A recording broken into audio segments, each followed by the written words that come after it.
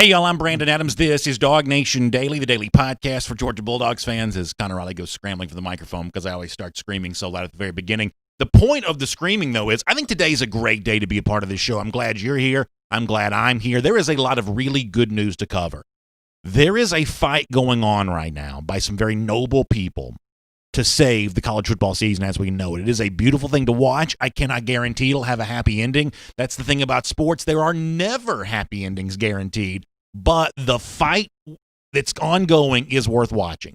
The people who are stepping up on behalf of players who say they want to play is the kind of thing that has, well, frankly, it's restored some of my faith in this crazy world. So we're going to talk about all of that next, where things stand, where they might go from here. Connor Riley is going to join us. He'll do double duty as both producer and guest today. We'll also celebrate the commitment of four-star tight end Brock Bowers. Oh, yeah, by the way, that's going on here today, too. It is a lot of ground to cover. Glad to have you with us. DawgNation Daily, daily podcast for Georgia Bulldogs fans, presented by Engineered Solutions of Georgia, begins right now. Today's episode of DawgNation Daily is brought to you by Engineered Solutions of Georgia. Dial 678-ESOG now for a solution to your foundation and waterproofing problems. Presented by DawgNation.com. This is DawgNation Daily, the daily podcast for Georgia Bulldogs fans. Here's your host, Brandon Adams. If you don't hear anything else I say today, I want you to hear this. And literally, everything I say after this fact is just going to be proof of what I'm about to say right now. The folks who are fighting to save college football may very well win. The folks who believe this sport deserves to exist, the players that have worked so hard during the offseason to prepare themselves to play, they deserve a chance to play. Those people who truly believe that may actually get their chance to see this sport take place this fall. May not. There's no guarantee in life, certainly no guarantee in sports, but the good guys, euphemistically speaking, may actually end up winning this thing, and college football might happen. Now, when I tweeted on Sunday, when the rumors and rumblings were happening, the Big Ten might cancel its upcoming season, I said, listen, I don't care what they do. I'm glad to be watching Georgia coming up in late September. Got a lot of responses to that tweet. For those of you that follow me on Twitter at DawgNation Daily, maybe you saw this. BA, you're getting too far out on this. Old takes exposed. This is something that's doomed to be wrong. And obviously opinions have a way of ending up being wrong. We kind of know that. But what I felt like I knew then, and has been validated for me over the course of the last 24 hours, that the powers that be within the Big Ten, whether it be the university presidents, whether it be the conference commissioner, Kevin Warren, the powers that be jumped the line on the decision to cancel football. It was, to use a football word, a false start. They thought they had the backing they needed to make such an unprecedented decision, and they did not. The Big Ten, within its own league, has had an uprising against that decision. Now, ultimately, will it result in Big Ten football taking place this year, which gives the cover for the Pac-12 to take place and potentially the Big 12? We obviously don't know that, but it has been inspiring to me to watch the way in which Big Ten coaches, and frankly, to be honest with you, on a show like this, most of the time we spend our time kind of taking jabs at the Big Ten coaches. There are a lot of Big Ten programs we don't like very much because we're a college football show. We have fun with kind of the basic rivalries. But in a moment like this, when you see the way in which the uprising is occurring to have the upcoming season, you realize, wow, those folks in Ohio, I've been told they're bad people. The honest truth is they're not so different from folks down here in the South. Same thing for the folks in Michigan who are seemingly fighting to do this. The folks over in Pennsylvania who are seemingly fighting to do this. I mean, there's so many people that tell us what a disastrous state our country is in sometimes. Sometimes you start to look at other Americans, you think, well, they must be the problem. But then you realize in a situation like this, people fighting together for a common cause, trying to discuss the reasons why college football ought to occur. I mean, in a weird way, and I realize this is overly sentimental, but in a weird way, it kind of restores some of your faith in humanity when you see the way in which people many miles from here are responding to a circumstance much the same way those of us in SEC country probably would, and frankly, those of us in SEC country kind of already have. Let me give you a few examples of this. I want to let you hear some audio from Scott Frost in a moment, but in terms of what's been out there on Twitter, various Big Ten coaches, when they heard the rumor that their conference was about to cancel, they have fought hard to keep this from happening. Let me start with Ohio State coach Ryan Day. As I said before, that's the kind of guy in normal situations might be an enemy here on DawgNation Daily, might be a nemesis, but we are behind him when he tweets what he tweeted yesterday, swinging as hard as we possibly can right now for these players. This isn't over, Day says, with the hashtag fight. I love that from Ryan Day. I love his willingness for him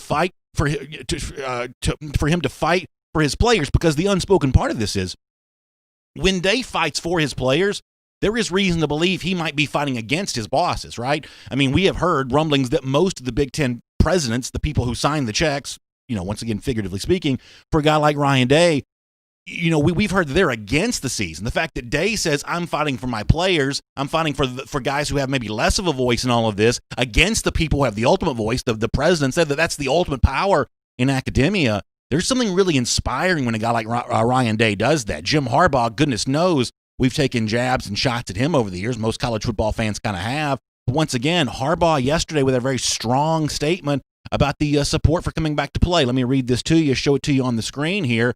As quoted by SportsCenter, Harbaugh says, I'm not advocating for football this fall because of my passion or our players' desire to play, but because of the facts accumulated over the last 8 weeks since our players returned on campus on June 13th. He says they have a great protocol for how they want to come back and play. I don't know all the facts and figures and the data behind Harbaugh's belief on that, but he's putting himself out there in a courageous way to say, we think we can get this done. And, to be frank, the COVID testing numbers for Michigan thus far would seem to back that up. They've done pretty well there in that regard. James Franklin from Penn State, another guy that's a recruiting nemesis sometimes for Georgia, certainly for a lot of schools in the SEC. I loved his statement yesterday. He said that let's delay and see clarity about what to do about the upcoming season and then build the safest environment for our guys and make the best decision. He says, I support our student athletes' desire to play this fall, and I'm going to exhaust all options for them. That's strong statements from Ryan Day, from Jim Harbaugh, from James Franklin. But the strongest statement of all came from Nebraska coach Scott Frost, who took the unprecedented, stance of, if the Big Ten cancels, we're still playing. And by the way, I think I'm correct in saying this, that Frost put his money where his mouth was, because they still practiced yesterday. In the midst of all of this, they're still practicing. They're planning on playing. Who they'll play, they don't know, but they're playing somebody. This is what Nebraska coach Scott Frost said about that yesterday. We want to play a Big Ten schedule. I hope that's what happens. Our university is committed to playing no matter what that looks like and how that looks. We want to play no matter who it is or where it is. So we'll see how those chips fall. We certainly hope it's in the Big Ten. If it isn't, I think we're prepared to look for other options. I've got news for you. You have lost your league if you're Kevin Warren, the commissioner of this conference, the Big Ten, when another school is openly talking in like mid-August about getting a new schedule from scratch on short notice and going and playing somewhere else because the Big Ten can't get its act together and have a season when other conferences are talking about finding a health and safety way to do just that. You are losing your conference, and I would dare say that Kevin Warren one day could be on the verge of losing his job if his league unravels around the decision too hastily made, I would believe, about canceling for this upcoming year. And here's another way in which you kind of know that the side of trying to play might be winning, because the other side, and make no mistake, at this point in time, it's time to stop pretending there isn't another side to this. The other side is whining. You hear a lot of, there's no central leadership in college football. There's no commissioner. There's no one to make a decision.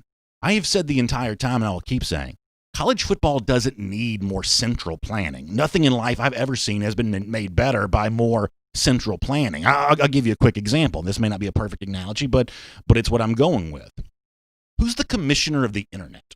There's no commissioner of the internet. The internet just is. It exists. And when you look at the ways our lives are made better, typically through innovation, what creates more innovation? Internet entities cooperating with each other or internet entities competing against each other? Take Instagram as a quick, for instance, on this. Many of you love it. One of the most popular features is the story feature.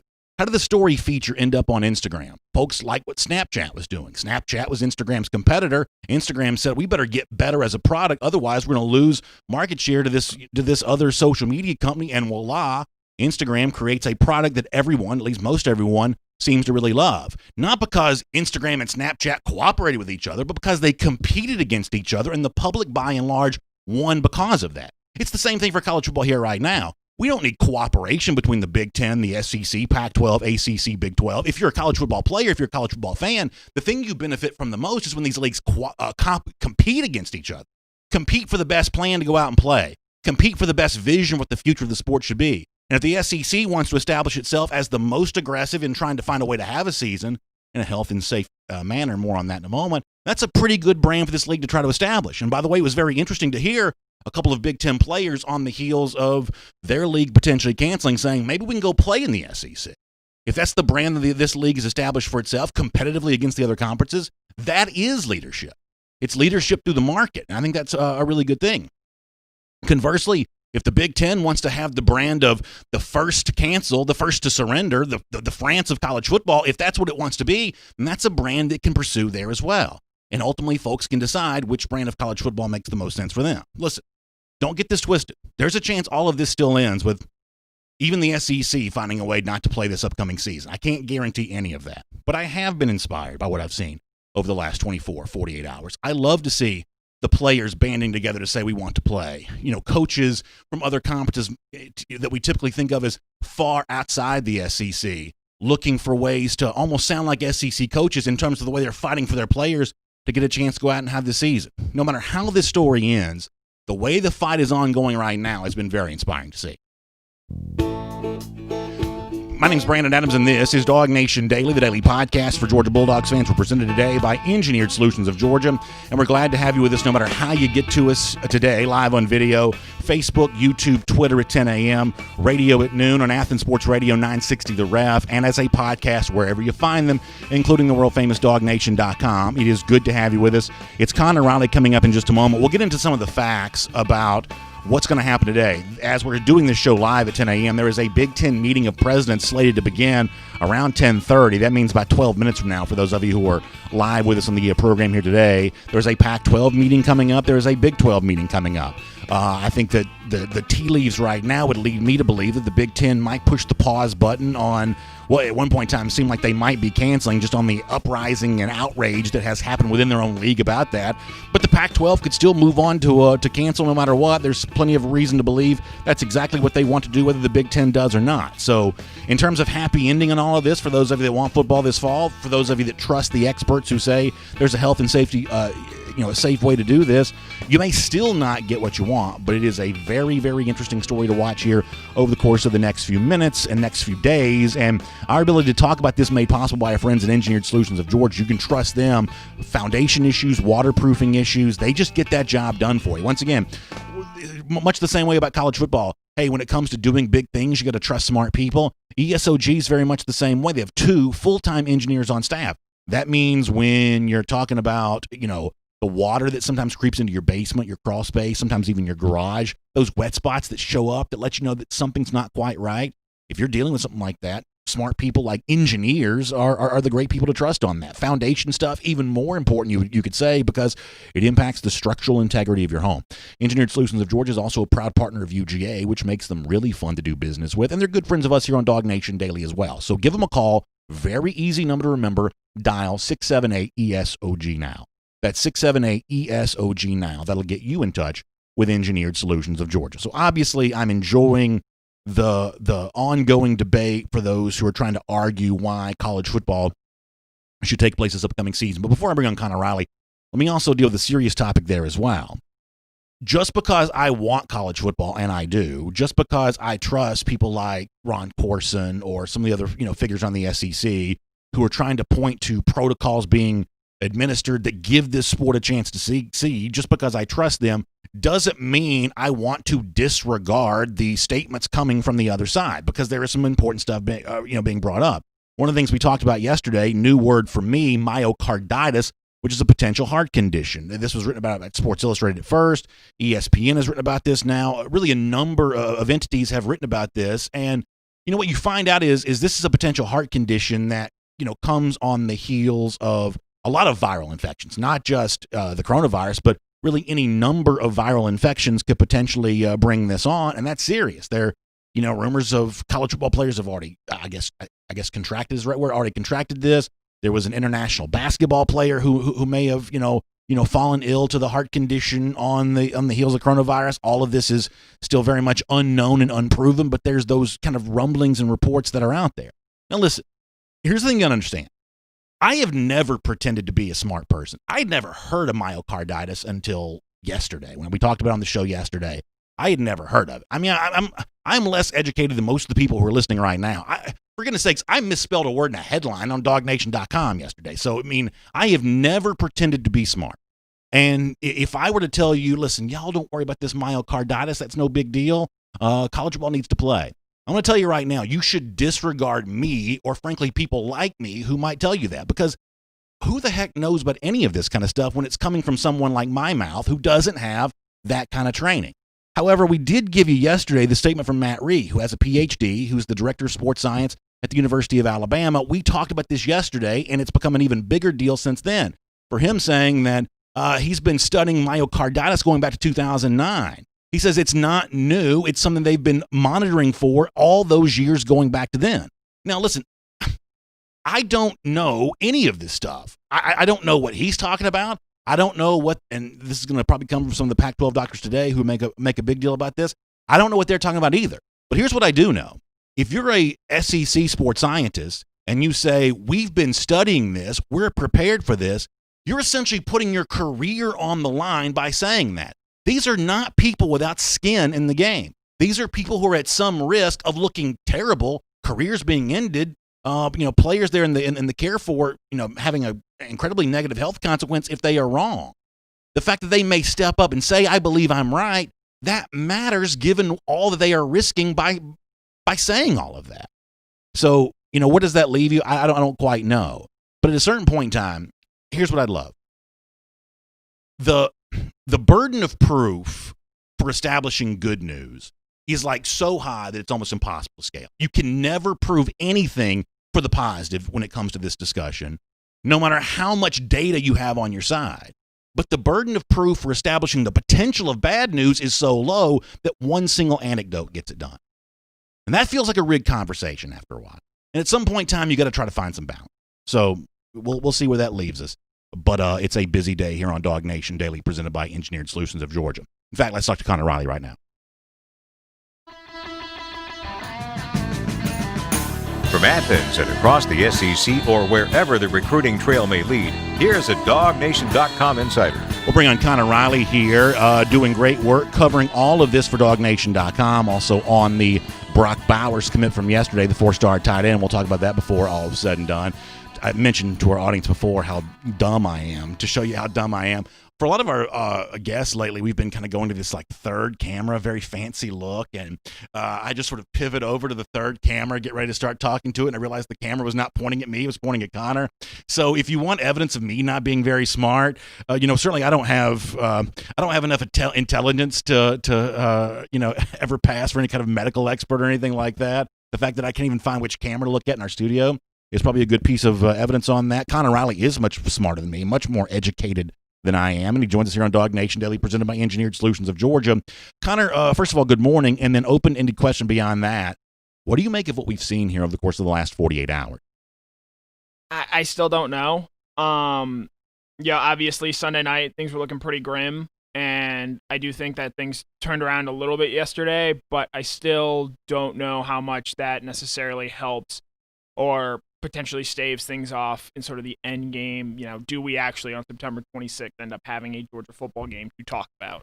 Let me tell you why I'm more optimistic. Now, let me tell you two things. One of these I've already said.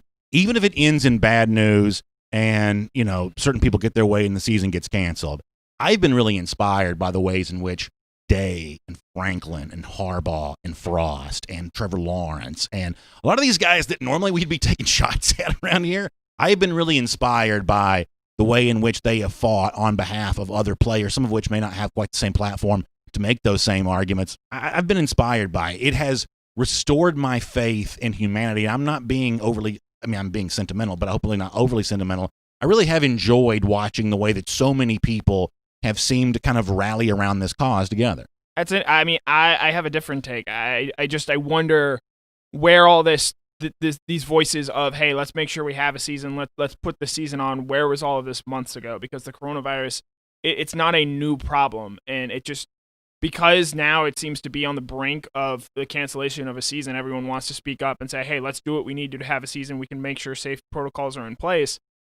Where was this in May, in June? Where were these coaches speaking up on this? To me, my frustration with all this, it just seems like there wasn't a clear, concrete plan, and they just assumed that things were going to be fine come August and September, and the reality is that they're not. I want to say one thing about this, and then I want you to say one thing in response, and I want us to move on because I don't want us to get too caught up in all of this. Here's what I believe, and I'm guessing you're going to believe something different.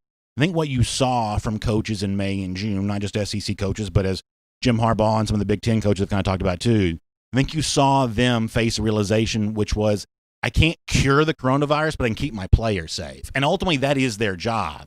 And so behind the scenes, very quietly, very privately, a lot of these programs that have millions of dollars at their disposal and have used that money and used the intellectual power of the very well-paid staff members they have come up with a plan to keep their players safe and the players on the other side of the field that they're playing against safe within their own conference. I wouldn't expect them to cure coronavirus because I'm not sure it can be cured, but I do expect them to work tirelessly to keep their players safe. And from that standpoint, to me, it seems like they've been doing their job. I would just, my counter to that would be, yeah, I wasn't expecting a cure to the coronavirus either, but people clearly do take notes and listen to, Jim Harbaugh, Ryan Day, Kirby Smarts of the world. And if they had come out and I believe like the Mississippi governor did a few days ago and say, if you want college football, let's wear masks, let's practice social distancing, let's do those sort of safety protocols we need to get the numbers down to get to where, we can have a sort of normal functioning society. All right, we'll leave that conversation there and move it back fully to football. So as we're speaking now, the Big Ten presidents are getting ready to meet. I don't think there's any way they can pull the plug on this season just given the uprising, and uprising is not too strong of a word. They have lost their league. No, yeah, the thing that I was going through my mind this weekend is what changed to where the Big Ten is now taking this stark rhetoric that they are, need to cancel the season. So, because cases have not gotten worse, they've actually, if you look at the numbers from yesterday, I know it's a one-day sample size, but they've actually started to go down a little bit. And obviously the myocarditis is possible a reason for that, but I think the Big Ten, and this is sort of what you saw with them going to a conference-only schedule, they so clearly want to be the first ones to make the decision on this for whatever reasons, whether it's, the PR of saying or the ability to say, hey, we're on the more high ground here, or because, they actually believe it's what's right. But their decision to have a September 3rd start date, way earlier than anybody else, or not way earlier, but earlier than the SEC and the Pac-12, which have a September 26th start date, I think delaying is a luxury that they currently have right now, and obviously they don't want to rip up their whole schedule, but why not push back the start of the season to September 26th and sort of get on a similar timeline with the SEC and the Pac-12? Yeah, the SEC deciding to start September 26th, in retrospect, I thought it was a smart move at the time. In retrospect, it appears like an incredibly smart move because it's freed them from some of the maneuverings that a league like the Big Ten has to go through. So I just told you that I don't believe that the Big Ten can cancel today. They could postpone, which would put them more in line with the SEC anyway. There is still a chance, though, that the Pac-12 could move forward with this, even without the Big Ten doing so, because what you don't have in the Pac-12 is there is no Ryan Day, there is no Jim Harbaugh, there is no James Franklin. There's really very few coaches who have the stature to argue against this and have everybody listen. Like the power programs like USC has an unknown guy as a head coach right now. He can't argue for this. Chip Kelly at UCLA. Chip Kelly's he's an awkward person. He can't argue for this. I think that Mario Cristobal at Oregon is a really sharp coach. I think he's a future star in this business, but no one cares what Mario Cristobal thinks right now. The Pac-12 coaches are not of the stature to argue for this the same way that the Big Ten coaches probably could, nor do I think that they're necessarily quite as inclined as a guy like Scott Frost to truly go rogue on this. There's a chance the Pac-12 may cancel today, no matter what the Big Ten does. Yeah, the only coach that maybe comes to mind that from a college football standpoint might have the weight to throw around is David Shaw at Stanford, but even within Stanford's own fan base, football is just not all that important to them. So what's the point of him really potentially going out and making a stand like Day, Harbaugh, and Franklin did? I think the Pac-12 will be the most interesting conference to watch today. I know there's been some talk about the Big 12, who are also meeting today, sort of being the swing vote in terms of, do they decide to cancel or do they go with the ACC and the SEC? I think the Pac-12, if they decide to cancel, there's not going to be what you saw yesterday. Obviously, I think there are going to be players that are upset and disappointed by it, but I don't think at that coach level, at that leader level in the conference, there's that same sort of stomach. And, I mean, Larry Scott, time and time again, has just proven to be an ineffective leader. I also think that, and this is just me making this up, but for leagues that are supposed to be, according to the rumor mill, on the fence, I think the Pac-12 would potentially hold less sway there with the Big 12 and the ACC than the Big 10 obviously would for a number of reasons. It is very easy for me to imagine a scenario where most conferences try to play, Pac-12 doesn't, as opposed to the Pac-12 cancels. Therefore, all these other leagues start feeling like they have to. The Pac-12, for all the reasons you just pointed out, They're just not a leader in this regard. No, they don't have the sort of national weight to throw around. If USC or UCLA, even Washington under Chris Peterson, if they were more of a nationally recognized or known brand, I do think they'd have an easier time being heard. But the reality is they don't right now. Mario Cristobal is probably if you were going to poll right now based on what teams have this season, is probably the best coach in that conference. And I believe it's his third season as a head coach there in Oregon. The reality is the Pac-12 in college football as it pertains is just not the sort of even remotely close to what the Big Ten has, let alone what the SEC has in terms of its voice. So what I'm about to say, I am so far over my skis on that people have every right not to listen to what I say at all. But if the Pac-12 cites the heart condition myocarditis as a reason they're not going to play, I believe they will get significant pushback from other members of the sports science community, and I believe I know exactly what they're going to say. That myocarditis is actually a condition that can come from any viral infection, but what makes coronavirus different is it's the one viral infection these players are regularly being tested for.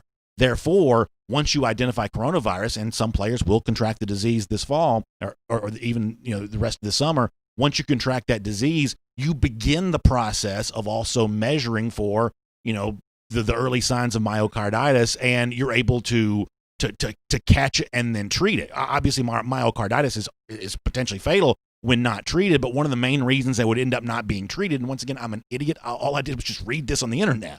But one of the main reasons it wouldn't be treated is because the viral infection that led to it was never identified. This is, I believe, what the sports science community is going to say about myocarditis. Don't trust me because I'm stupid. But the smart people who have studied this for, as the Alabama guy said, since 2009, I believe that is what they will say about this. Well, the one pushback I would have on Ray with regard to the work he had studied in 2009 was that we didn't have COVID-19 in 2009 and the effect that specific virus has on the body. I think this is, again, in reading sort of the ESPN report yesterday, I think the most important thing to take away from that, beyond the obvious concern that they laid out there, is that it's still too early to say anything definitive about myocarditis and the effects that it had. Obviously there are more studies needed, and right now the best sort of evidence that COVID does potentially cause this is anecdotal at best. Obviously, Michael Ojo, the Florida State basketball player who tragically passed away at 27 because of a heart attack, he did test positive for COVID beforehand, but it's still not known the effects that myocarditis could have had on that. I know as a Boston Red Sox fan, Eduardo Rodriguez, who was supposed to be our best pitcher this year, which is like saying we have the dumbest doctor, he will not be playing this season because of a heart condition that developed after testing positive for COVID-19. I think the important thing with myocarditis, and this is where I do sympathize with the presidents and what they have to weigh and decide, it's something that is known as a risk now, but it's still not known how definitive or how often and how sort of serious it could potentially be to athletes. But we'll move on and look at the next topic I wanted to get to, and here's one thing that's going to sort of define you and me as different, is that for untrained journalists who only just now learned about this, providing oversight over SEC sports scientists who say they have been studying this, I'm just going to trust the SEC experts over the journalists who try to have oversight over them, which is not to say that the sports writers are bad people in this regard. That's not what I'm saying. But what I'm saying is that the sports scientists of the SEC who are putting their names attached to their opinions, they have skin in the game. They have something at risk for being wrong. So therefore, if they say, we think we can do this, in my mind, these aren't just meatheads that want to plow through and have football, no matter what. These are lifers in the field of sports science who don't want to see their reputation tarnished. But to push back, Matt Ray, yes, he has studied myocarditis. Has he studied the effects that COVID potentially leads to that on? I don't personally think that he has, or at least I don't know that he has. And again, I think the most important thing from that ESPN report yesterday is that right now we still don't know enough about myocarditis and how that affects athletes, or how COVID-19 sort of leads to that affecting athletes. But straightforward question here, then I want to talk about Brock Bowers.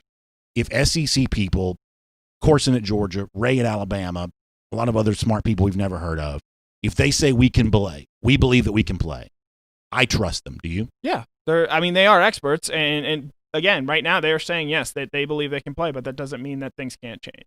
What do you think about Brock Bowers? 4-star tight end, commits to Georgia yesterday. This is obviously not unexpected news, but Bowers is a good player. And if you want to bring it back to the football field for a moment, I think this is very much in line with what we expect Georgia to look like in the future. They're going to have a tight end on the field, but it's a more athletic player. He may be flexed out more, and he may be a more legitimate pass-catching target. I think Bowers could have a very big future at Georgia. Yeah, I think and I wrote about this morning with Todd Hartley and sort of how he's been able to recruit at that position despite the clear sort of lack of impact Georgia tight ends have had in recent seasons.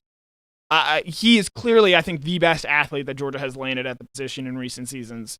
Darnell Washington is a huge body and a huge guy and does have a lot of potential. But the stuff Bowers can do in terms of shiftiness, pure speed, vertical ability, he is a different sort of player. And to give a more specific example of that, Rylan Goede, John Fitzpatrick, and Darnell Washington, 3 of the last 4 tight ends Georgia has signed, and clearly Georgia's biggest priority targets at tight end in recent seasons. They're all 6'6" or taller. Yeah. Brock Bowers is listed at 6'3". That's just it's a very different sort of body type, a different sort of player that they're going out and pursuing. And I think with a player like Bowers and bringing him in, maybe that does say, hey, Georgia sort of recognizing we need to get more athletic in the passing game. We need to get, and sort of looking at wide receivers, they want more speed out there at wide receiver. They don't necessarily want those big body guys. I'm not an X's and O's expert, but I feel like I'm confident enough to say this. Almost every NFL team throws to tight ends more than college teams do. I'm talking about the very best college teams because NFL quarterbacks just go through more progressions. That's how they eventually arrive at a tight end. Tight ends who catch balls in college, places like Iowa and Penn State, it's because the tight end is one of like the first 2 progressions. It's like one of the primary targets in a play. Bowers is an elite recruit. He's a top 100 type recruit, but I think he, as a player, has a chance to be even better than that because when I watch his film, I see a guy that could potentially be a quarterback's first or second progression during a play, which means he gets thrown to a lot more than we've seen other Georgia tight ends be thrown to. I think that's a very good point. And another thing with why you see tight ends perhaps get more involved at the NFL level than at the college level is at the NFL level, guys like George Kittle, Zach Ertz, Travis Kelce, those guys are athletic mismatches when you're playing with the best of the best. But at the college level, that athletic mismatch is sort of mitigated a little bit when you have, teams like Alabama, Georgia, Clemson that have just such a greater athletic capacity than a lot of teams they're going against. So there's not necessarily that need to try and go out and find that mismatch. I think especially against big teams and in big games like you saw a few years ago with O.J. Howard against Clemson in that national title game, is that in those really big games, in those really big moments, the tight end can sort of be a difference maker because his athleticism is sort of not something a linebacker traditionally covers or a safety does. And even, you look back at that 2018 Georgia-Alabama game in the SEC championship game, Isaac Nauta had a very good game that day and was, I think, a mismatch and a tough cover for Alabama. And, over the course of the season, does that bear out? I don't know. But in certain big games that Georgia has to win going forward, I think a guy like Bowers could be a potential difference maker. Yeah, this is my hill to die on. People have actually mocked me for saying this in the past. I think Isaac Nauta is still going to have an NFL career. Still is. He's still on the roster, but I mean, at a certain point in time, someone's going to kind of find the way to use the. He's just a really, really cool-looking athlete, and in a lot of ways, a little bit like O.J. Howard, who probably wasn't always properly used at Alabama, except in national championship games. But at a certain point in time, I don't even know if it's a light coming on for Nauta, although maybe that's part of it. But at a certain point in time, I think a light is going to come on for an NFL team of how to reach him and make him what he's supposed to be, because there were these flashes at Georgia. Certainly at the ends of halves when Georgia would go into hurry-up offense, things like that. Not as a very tough matchup. When that fourth pass-catching option on the field is a tight end, for a lot of teams, that's a tough matchup, and Nauta proved that. At times at Georgia, Bowers may prove it more. Yeah, I think the thing with Nauta is, yes, Georgia had success when they weren't necessarily targeting him. The year they went to the national championship game, I believe he only had 9 receptions that season. But there were also times in big games, like, as we sort of mentioned before, you think the Florida game in his last year in 2018, where Florida just could not cover him on that one drive, and that led to points at the end of the half for Georgia. You think back to that Alabama game, maybe over the course of the season, because Georgia does have, speedsters like theoretically Mecole Hardman or Arian Smith going forward, maybe there's not so much the need to get a tight end involved. Why use it if you don't need to? But again, I think this is the importance of Bowers and bringing him in and landing him in the biggest games. You think back even to that LSU-Alabama game last year, the big difference maker then at the end of the first half when that game really swung was Thaddeus Moss, who made some pretty big and special catches. If you have guys that can do that against elite defensive backs because they can't really, or they're not necessarily used to lining up against athletic tight ends, I think that can be a real advantage for Brock Bowers and Georgia going forward. I made the point on the show before, what Jim Morris said years ago about that fourth pass-catching option needing to be a tight end. If it's a skinny little slot receiver to go along with another skinny little slot. Now, Georgia didn't really have skinny little slot receivers, but I'm talking about the typical team. You're just not going to be physical enough to win at the major college level. Right. As Georgia transitions to what we think of as a little bit more of an air raid, You're not taking a big guy off the field. You still want that guy going over the middle to have some size, and that's what I think Bowers has a chance to be. Right, especially against sort of an SEC schedule where maybe the East isn't what it is, but you're still going to have to play Tennessee. You're going to have to play what looks to be a physical South Carolina team going forward. Those are games where tight ends can, I think, play big dividends. We'll have more on Bowers later in the show. Connor, really good stuff. Thank you. Yep, as always, it was a great pleasure talking. Let's take a look around the rest of the league. This is SEC Through. All right, I want to do some SEC through stuff here. I want to talk about what some of the other schools around the league are doing in this fight to save football. Before that, let me give a quick shout out to my friends at Kroger. You know, my kid's getting ready to go back to school, and Kroger's got my family covered, one-stop shopping. They can have yours covered there as well. Big savings on notebooks, backpacks, crayons, markers.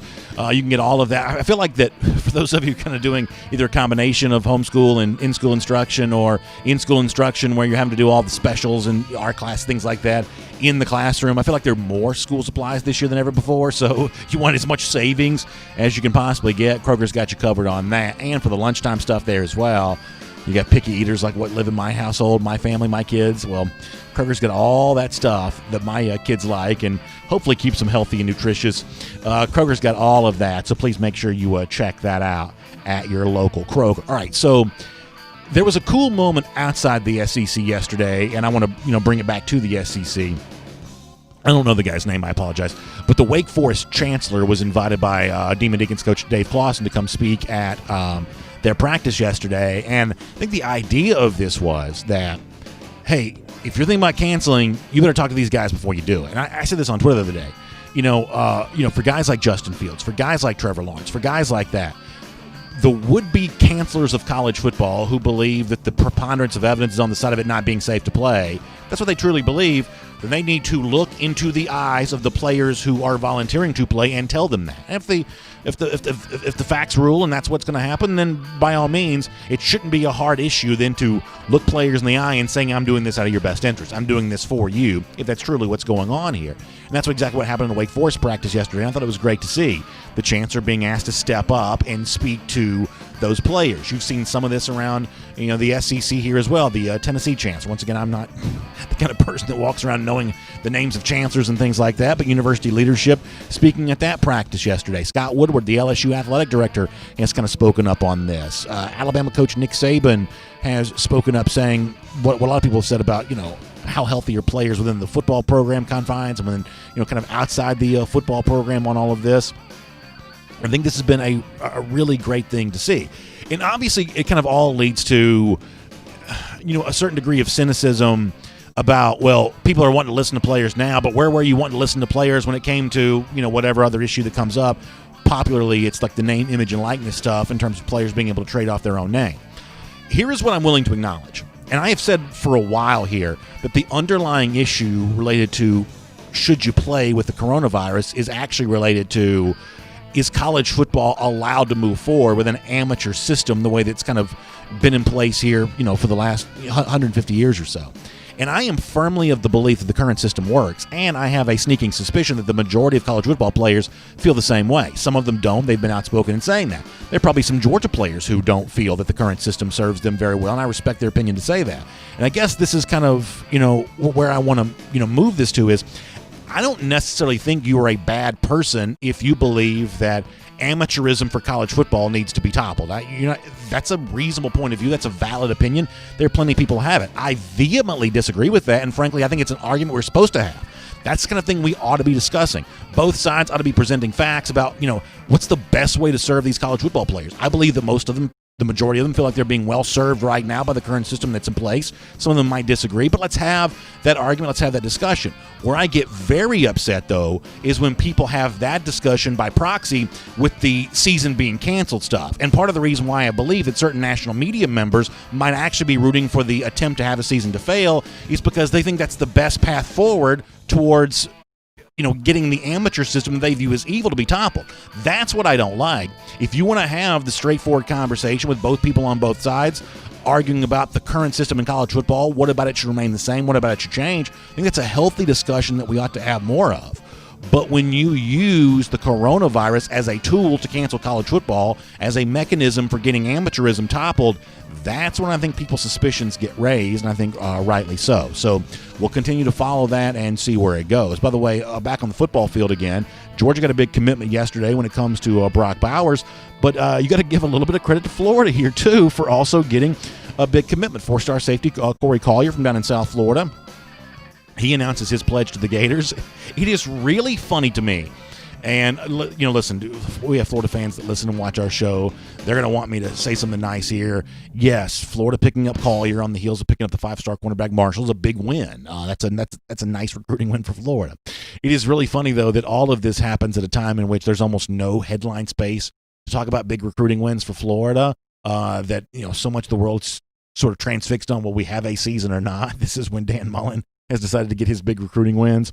But nonetheless, you got to give him credit. We have said that Florida has not recruited enough 4-star guys, rarely recruits 5-star guys. Over the course of the last couple of days, they've added a couple of big-time defensive backs. That's a position that Florida's typically strong in, and it would appear that in future years, Gators will remain strong there with that in the secondary, and we will make that your SEC through. And speaking of Georgia's recruiting win for yesterday, here on DawgNation Daily, presented by Engineered Solutions of Georgia, I want to talk more about this. And one of the things I said yesterday during our DN90 broadcast, normally DN90 is kind of a news thing. Yesterday I did it more in kind of the opinion space. But I think there's a huge symbolism in Georgia getting Bowers on the same day in which other leagues were talking about the possibility they might cancel their upcoming season. It shows that the SEC isn't, nor should the SEC slow down in its pursuit of being the biggest and best college football league that it can be. Because as I said to start the show, to me, the future of college football shouldn't be built around cooperation, these leagues working together, because frankly, that's just a faulty premise. If all of college football has to cooperate with each other, and we talked about yesterday what Trevor Lawrence said in his tweet about we want to play, that we need the entirety of the NCAA all doing the same thing. Frankly, I don't trust the entirety of the NCAA. Remember the story we touched on yesterday of Colorado State and what I felt like were some pretty specious accusations against Mike Bobo, but one way or another, the situation there in Fort Collins seems pretty dysfunctional. You've got a huge handful of disgruntled ex-employees, disgruntled former players. You've got weird infighting. The athletic director almost no control over any of that situation. If you can't get your act together and keep your name out of the paper when it comes to stuff like that, how are you going to test players for the coronavirus? And I mean this in all seriousness. If this is how dysfunctional you are when it comes just to sort of the basic task of getting along with each other in a non-COVID year, how are you going to test players? How are you going to, deal with the potential offshoots that we've talked about before of complications that come, in the after effect of coronavirus? You trust those people to do that? I don't trust Colorado State to do that, or a whole bunch of schools that are like Colorado State that are probably just as dysfunctional we don't know about. I don't trust them to do that. I don't want anything that Georgia does, anything that the SEC does, tied to the entirety of the NCAA, because all that's going to do is drag down what Georgia wants to do, drag down what the SEC wants to do, the innovative health and safety, measures that might be taken, the innovative, opportunity to take better care of players, both on and off the field, healthy and sick. I don't want what Georgia's doing to be coupled to the rest of college football. I don't want what the SEC's doing coupled to the rest of college football. I want the opportunity to compete against those other leagues if I'm Georgia. I want the opportunity to compete against those other leagues from the SEC. And frankly, players will make the choice about the spot that's best for them. And Brock Bowers, the 4-star tight end, becomes another in a long line of recent guys from out west. Keely Ringo from Arizona, Darnell Washington from Nevada. Nevada's not a Pac-12 state, but it's essentially in Pac-12 country. The basketball tournament's in Las Vegas, in a lot of years. Kendall Milton from near Fresno, California. That's a Pac-12 running back in most years. A lot of guys like that say, no, I look down at what's going on in the SEC, and it just looks like a better brand of football. And if that was the market-leading brand the SEC already had, well, in this current crisis that we're dealing with, then it's only an opportunity for that to grow even more. That crises can be very revealing. They make weak organizations weaker. They make strong organizations stronger. And I some columns written about this. Certain organizations can be anti-fragile. They can actually grow and thrive in the middle of what can be a fragile situation, for other entities, the SEC included, here on that front. So, Georgia, by getting Brock Bowers, the 4-star tight end, shows they are not planning on slowing down at all, nor should they. This is a time to get bigger. This is a time to get stronger. This is time to reach out and grab market share. And the SEC should be leading with its scientists. The guys like Ron Corson, who's been out in front. The Alabama guy that I've cited a couple of times here over the last couple of days. He's got PhD in his Twitter handle. Now, typically, I might think that's a little bit pretentious, but in the fact that he's, out here being willing to be outspoken about how they're, working and fighting and battling in the wake of what's going on in the coronavirus, continue to put those guys there at the forefront. And the strength that this league has in comparison to the rest of college football, the strength that Georgia has in comparison to a lot of the programs around the country, can only grow in future weeks and future months and throughout the rest of this year. Brock Bowers is an example of that, but Bowers could be far from the last. All right, let's wrap up here. By the way, I'm really looking forward to this, and this is not a plug because I've got nothing to sell you. But tonight, Inside the Huddle, myself, Mike Griffith, we're going to have a really good time. For those of you that are signed up for it, can't wait to be there for you with that. It's going to be a wild deal now because we're going to learn some stuff over the course of that time that makes tonight's conversation even more fun. This is kind of a private video teleconference event for a small number of people. We're doing one again tomorrow. That one sold out too. So at least I think it is. You can check DawgNation.com to find out more on that. The point is, this is going to be really, really fun. I wish everyone could be there, but for a limited number of you who will be there, can't wait to do this. These are very, very interesting days, very, very challenging times, but the best will get better, the worst will get weaker, and I can't wait to watch how it all plays out. By the way, Gator Hater Updater, let's do that on the way out the door here. 1,382 days. That's how long it's been since those lousy, stinking Gators have beaten the Georgia Bulldogs. Good stuff. Thanks for being here, DawgNation Daily, presented by Engineered Solutions of Georgia.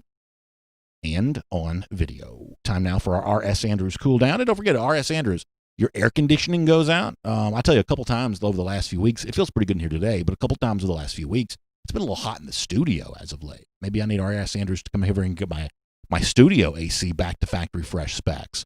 If you're worried about the same thing, find them online at rsandrews.com. They will take good care of you. I have Facebook pulled up first. We'll go there to begin today's proceedings. We'll be over at YouTube before we're done. And it's just good to have all of you with us as a part of the show here today. There's Pete Balthrop says, I don't like LSU, but Coach O is a class act. I totally agree. I think Coach O's been great. I think he's been kind of a voice of leadership that college football needs. Because I've been saying this now for a while, that if college football wanted to have a season, it was going to have to fight for its right to do that. No one was ever going to step up and give them permission to have it. You had to discuss, every business deemed essential has had to make a case for why it is essential. And if, college football feels, an essential responsibility of the players who play, it was always going to have to step up and fight for that. Certain people knew that sooner than others. Orgeron was one of them. Orgeron's a guy I like. I really do. Now, when he first got the LSU job, you can go back and find, recordings of me over the years, kind of taking a jab at him. I kind of assumed he was just sort of a mascot. He's more than that, man. He's a very, very thoughtful guy. We've had people who know him privately on this show before say that behind the scenes he's as serious and as plugged in as anybody. And I think he's an important leader for college football in the SEC. I really do. Let me get a few more. Shelton Tucker on the subject of Justin Fields. At a certain point in time, this is something I want to kind of bring up in our content somehow.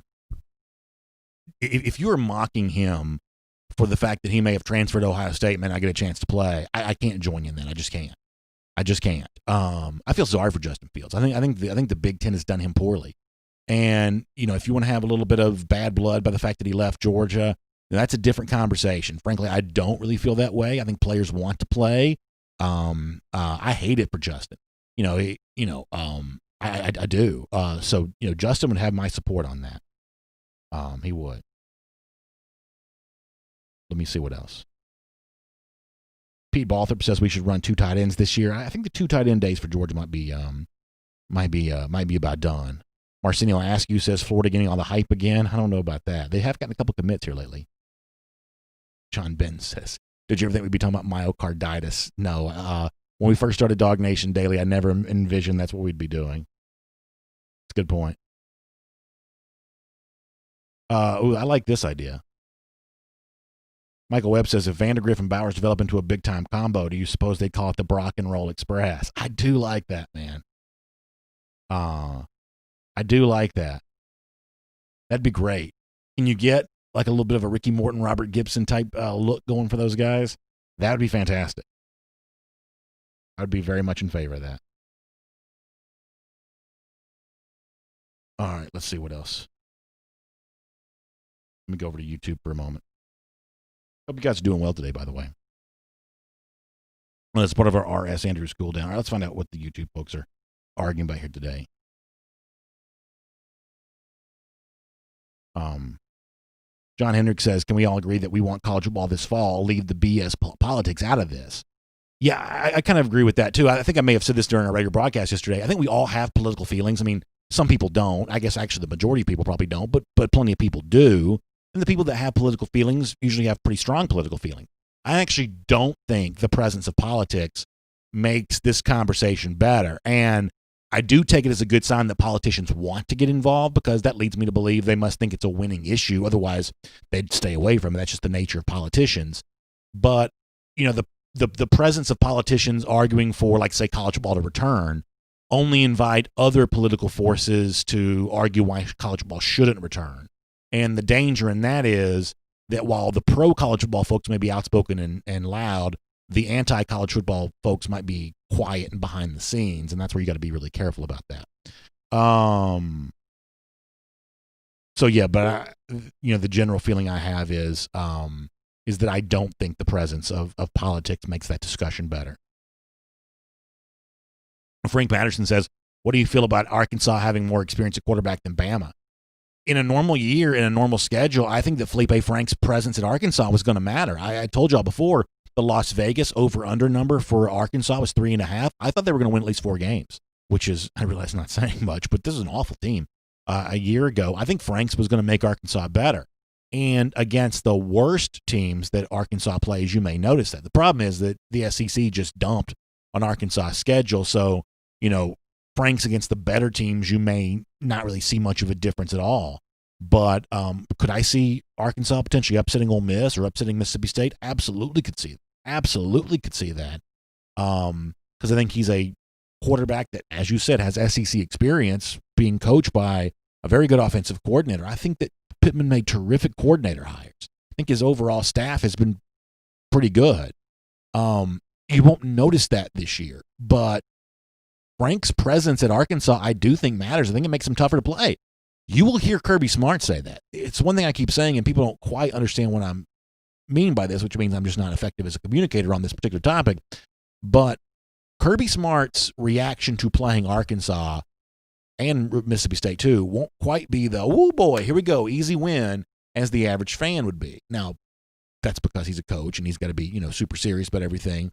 But you'll hear Smart the week of that game, whenever it's played, assuming it is played, he'll be talking a lot about, hey, this guy's played a ton in the SEC. There's a lot of film to watch when you're dealing with a quarterback like that, playing in a new offense with a guy like Kendall Briles.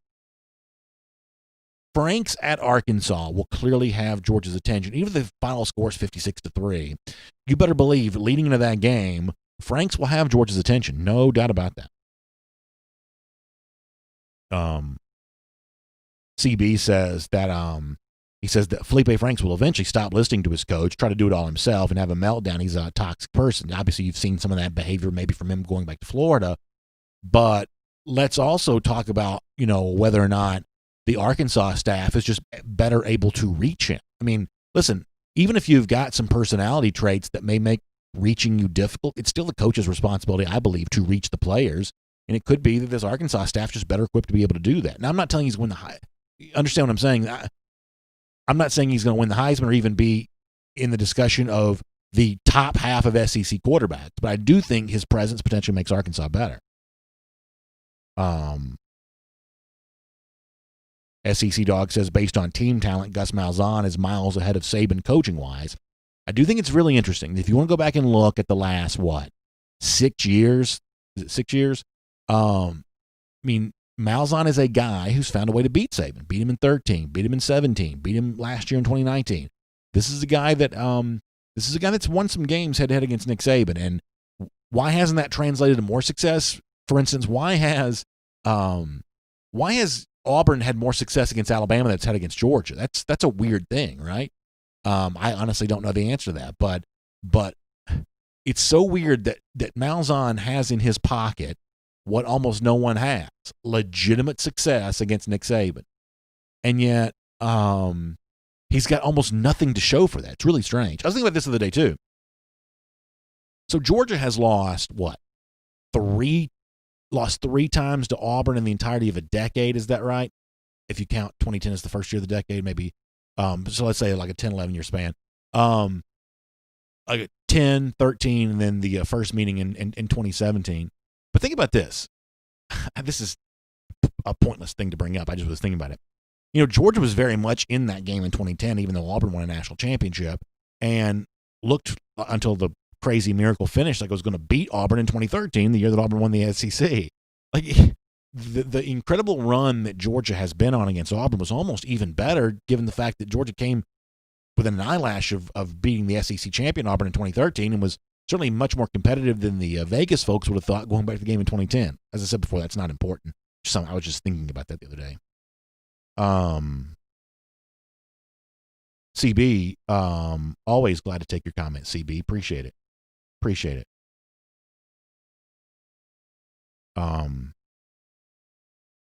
G. Grace Bama Boy says Kirby's good at recruiting, but Saban is better. Saban taught Kirby everything. The teacher is king.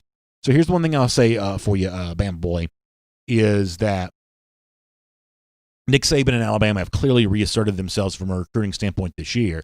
I'm going to want to go back and look at the last 3 years overall to say that Nick Saban was out recruiting Kirby Smart. I don't think that you can necessarily say that. If you want to say that this 2021 cycle has been certainly a reaffirmation of what Saban has been as a recruiter, then you can say that. He's had some big wins. Now, how does the cycle in the class ultimately finish itself out? Still way too soon to determine. How do the entirety of the last 4 years look once the 2021 cycle is in the books? That's also way too soon to determine. But for someone like me who's wanted to say that Saban's on his last leg, this 2021 recruiting class has not been a class for a coach on his last leg. I've at least got to admit that. Jay Shipe says if we drop the SEC title this year and have teams volunteer for a one-time only round-robin playoff starting week 1, let's see who goes undefeated. Yeah, it's an interesting discussion. I mean, it's going to be tough to go undefeated when all you're doing is playing these top-flight teams. I've also heard some chatter about, well, this for 1 year, let's get an SEC North. We have the SEC East, the SEC West. Let's get Nebraska, Penn State, Ohio State, Michigan. Let's play an SEC North.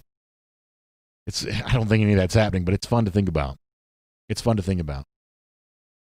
Enrique Murillo says, I'm down for the Power 3 this year. Yeah, I'm down for whoever wants to, man. Whoever wants to. And, listen, if one league sits it out, is there a chance the playoff doesn't happen? The playoff has always been, kind of a tenuous thing anyway, more tenuous than people may realize. Is there a chance that means you can't have a playoff this year because you can't figure out how to split the money? Very good chance of that. But I don't care. If the only prize at the end of the season is the opportunity to an SEC championship, if there's no bowls, there's no playoff, nothing else, then you still got to just take it.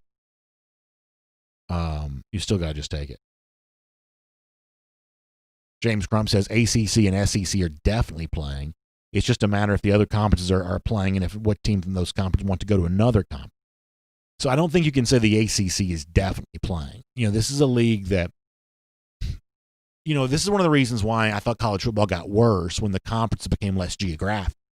It used to be that you could kind of know something about a various conference depending on kind of where it was. The Pac-12, takes up a lot of land space, but it's still, kind of people from the same geographic part of the world.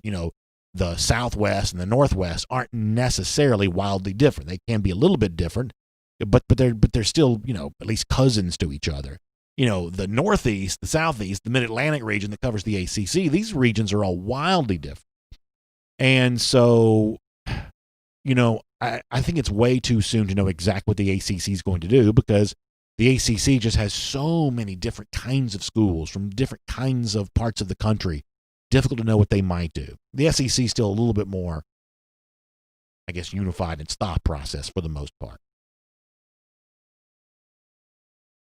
Randy Hall brings up a really good point, and Randy, I haven't forgot about the fan of the month thing, but Randy Hall brings up a good point. It's interesting to see over the last couple of days, by the way, we've had UMass announce they're not playing this upcoming season. That's another independent. They had no one to play. They'll be treated as conquering heroes for making the courageous decision to cancel their season, but It's another league that had very few opponents to play, given the current circumstance. But Randy Hall brings up a good point. In the wake of the Mountain West announcing they weren't playing, the MAC has already made that announcement. The Sun Belt says they want to play. And Conference USA, even though one of their member schools, Old Dominion, says it's not playing, CUSA still says it wants to play. So it is interesting that there is still some fight within the group of five to play some games. The service academies have talked about wanting to play each other. Remember, Air Force is in Conference USA. It seems like, if nothing else, they're going to at least try to play the service academy deal here this season. So there you go. James Grump, like a good dog man would do, bringing it back to recruiting, says if the Pac-12 does sit out, the good thing about that would be there's zero chance that Corey Foreman goes to USC or Oregon. And you certainly may be right about that. Charles West on the subject of Georgia Southern. Yeah, I guess if the Sun Belt plays, that gives a chance to Southern and Georgia State to have their season. So there you go. We got to get ready to go here in a minute. Let me also see if I can pull up my phone and see if there's any new news. Frank Patterson says we should have an all dogs YouTube session. That wouldn't be so bad. It'd be kind of fun. Let me pull up the Twitter machine here for a moment and see if there's anything new to get to before we go off the air here.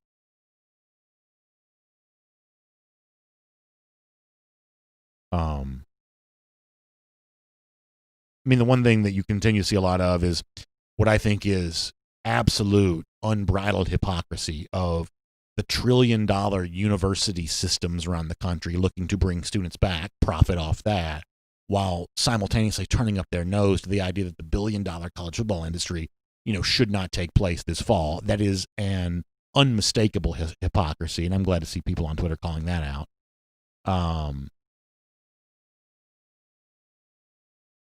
Peter Burns, as a for instance, let me read this from the SEC Network host, who says, he quotes an article that says, the same week that Big Ten presidents are attempting to cancel fall sports, the Purdue president talks about records. That's former Indiana Governor Mitch Daniels. Talks about record enrollment, how, quote, it's the right thing to at least try to have classes on campus. Funny how you hear university presidents saying that about regular students coming back when you sometimes hear the opposite argument for college football. Pretty interesting stuff. I also think there's a case to be made for, we talk about college football as a voluntary activity. Given the way that regular college sort of acts as a credentialing mechanism for a lot of careers, there's a way to make a case that regular college is less voluntary than college football is. But that's probably a different conversation for a different. I guess Greg Sankey was on the Dan Patrick Show. He says that SEC medical advisors is giving the green light to keep moving along. That matters to me. He says he doesn't see the SEC being on an island by itself. I don't know if that means that if that's the case, they won't play, or if he doesn't think that'll end up being the case. Ooh, how about this from the SEC commissioner? This is fun. He says it's not. Oh, I'm sorry. That's a false start on my part. He says it's not realistic to add a school for 1 year. I thought what I read on Twitter from John Talty of mail.com was it's not unrealistic, but he says it's not realistic to add a school for a year. So I almost jumped the gun on that. I apologize. All right, let me do a couple more comments. We're going to get ready to go.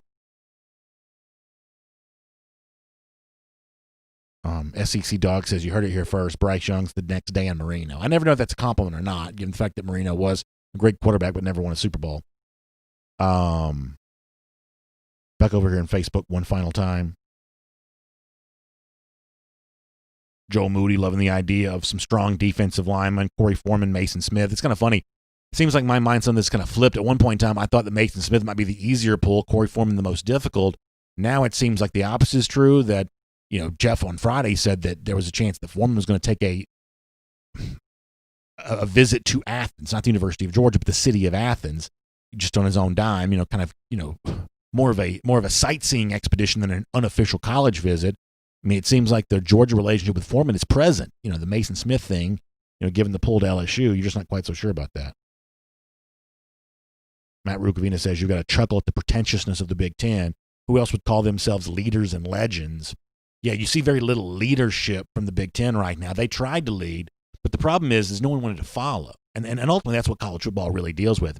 There are plenty of people who would like to cast themselves as the leader, but they just don't generate much in the way of followership, the Big Ten included. And as far as legends, yeah, they may go down in history, but it may be more infamy than anything else in terms of the way they behaved over the last couple of days, for sure. Philip Jordan Wells says, watch those fake news posts. Yeah, you got to be careful about that. This is going to be that time when there's definitely a lot of fake news stuff. Now, in this particular case, a moment ago, that wasn't fake news. I'm just an idiot who misread the post. But yeah, there's going to be a lot of that fake news stuff. A lot of Barry McWhat's-his-face and stuff like that, changing their Twitter handles to reflect. There's going to be a lot of that coming up in the days to come, for sure. All right. Jay Harwell, we'll make this the last point. I've said that now 3 times. He says, Kirby doesn't really like talking to the press, haven't you noticed? This is the one area in which I'm a hypocrite.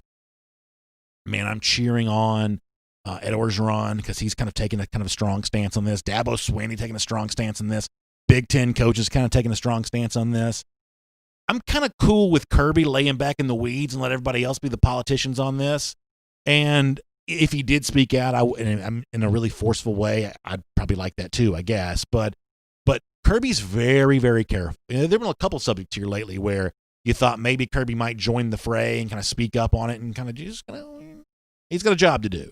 I'm not a Bill Belichick fan, but Belichick's famous phrase of "do your job" is ultimately if you want 3 words that'll just change the world for a better place. If everybody just does their job, just gets to work, gets back to work in some cases. So yeah, Kirby Smart doing his job and letting the arguing be done by somebody else. I'm pretty okay with that. All right, we got to get ready to go. Thanks for being here. I hope you all have a great day. Make sure you check out the AJC.com for your Atlanta news now. There is bad news in Braves land that Sean Newcomb had to be assigned back to Gwinnett yesterday after a pretty rough start. So there's that out there in the world right now. There's also all kinds of busy news going on in terms of some runoff elections around the state of Georgia. You can follow that at AJC.com. It's another example of how you get your Atlanta news now from AJC.com. And a whole bunch more. Also, some potential movement with the Georgia Tech roster there as well, if you want to check some of that kind of stuff out. Atlanta News Now, AJC.com. You can check them out. R.S. Andrews Cool Down. We appreciate our friends at R.S. Andrews making all of this possible. If your water heater goes out, in many cases, R.S. Andrews can replace it for you the same day. You just have to find them online at rsandrews.com. Great day. We'll see you tomorrow. It's DawgNation Daily, presented by Engineered Solutions of Georgia. Have a good afternoon, everybody. For more DawgNation videos, check out youtube.com/DawgNation.